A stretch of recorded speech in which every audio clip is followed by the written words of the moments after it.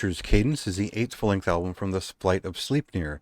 This is a Colorado-based band and an eclectic one that has always had their own original sound. You could basically describe it as something like psychedelic doom metal applied to Viking-themed folk metal, which also has a bit of a post-black metal sound in terms of Cascadian black metal and as an offshoot of Agalloch. So there's certainly an adventure to be had in every one of their songs and albums, and it began in more of a psychedelic doom metal influenced place. It was kind of a stony thing, and then it became more of a somber sound that was less the way I originally would have described their sound up till about 2011 was Agalloch meets Yob, and then if you push that down the road a little bit, they'd found their own sound that was a little bit more atmospheric black metal touched in its finer moments, but had its own oaken folk metal side as well. And they've always been interested in presenting a sort of an epic tone that uses all those tools available to them to create it. And you don't run into a band that is particularly this, I guess, original in their sound that also manages to be so prolific. And I think that's the impressive thing is here is that they've come up with yet another record that manages to find a new angle on their sound.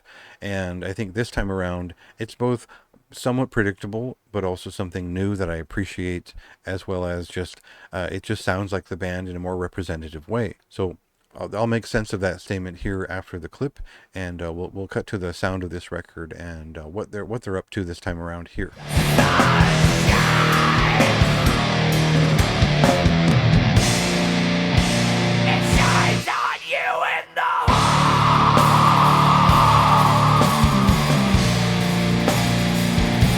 So the general blanket statement I have for this album is it sounds like everything that the band has been working for a long time fit into a record in the space of about 5 songs, and they've also overlaid that with something that is new in terms of its cinematic sense, as well as some different guitar techniques and sounds, such as the pedal steel guitar, which adds a certain twang and sentimentality to their sound, which is more present than their distant and stony sort of 70s rock feeling of the past. So if you're a fan of the previous record, Eventide in 2021, a lot of those production values and fidelity are here. This is maybe a little bit more of an analog focused recording session and one that is more honest in the way it presents its layers, but this is still a band with a lot going on in terms of style and performances.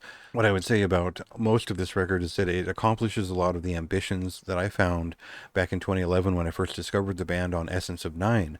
I think it's really worth going back to that record and essentially gleaning what they were intending to do, and then listening to this record and finding they've done a lot of that work to present those ambitions in a fully fleshed out way. This album does feel like the Flight of Sleipnir realized beyond some of the stonier tangents of past records, some of the more folken side of things. They've got the more aggressive side of it too, and there's doom in there as well.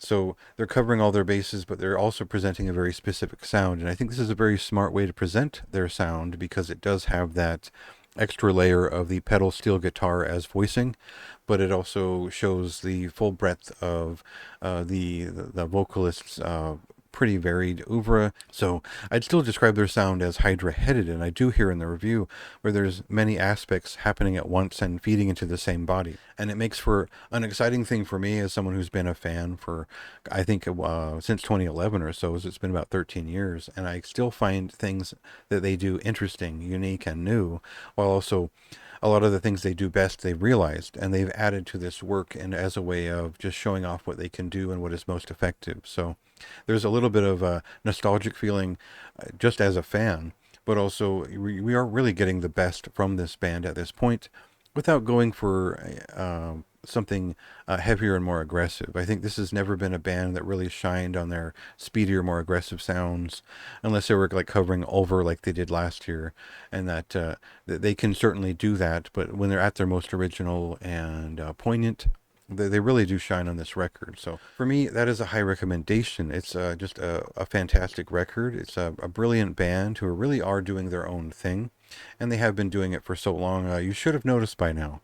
So I would say that's something you should really check out and just see what what works for you in their discography, and then you'll kind of find most of those things that they've done best over the years are on this record, and it is really a quality thing that they've done here. So that releases this Friday on September 27th. Go ahead and check that out for yourself and see what you think, and read my review if you'd like more details on what I thought of the album on maybe more of a song by song basis.